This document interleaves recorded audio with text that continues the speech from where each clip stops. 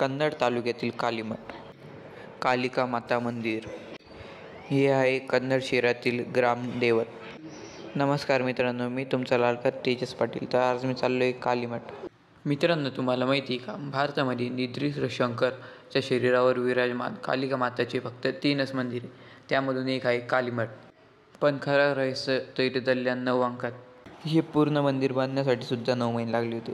तर एवढंच नाही, तर या मंदिरावरती कलशसुद्धा 9 आहे. इथल्या प्रत्येक कॉलमवरचा मधला अंतरसुद्धा 9 फूटचा आहे. आणि फक्त एवढंच नाही, तर कन्नड ते कालीमठचा अंतरसुद्धा 9 किलोमीटरचा आहे. ह्या मंदिराचा निर्माण केला होता स्वामी परमानंद सरस्वती महाराज यांनी.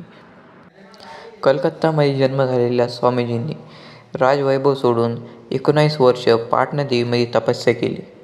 आणि जेव्हा त्यांना माता कालीचे दर्शन झाले, तेव्हा त्यांना उपला गाव कन्नड तालुक्यामध्ये हे मंदिर स्थापित केलं. या मंदिराचा परिसर 13 एकरमध्ये आहे. इथे तुम्हाला हिरवेगार आंब्याची झाडंसुद्धा बघायला भेटतात. चारी बाजूंना प्राकृतिक सौंदर्य आणि मध्ये बनलेले माता कालीचं भव्य मंदिर.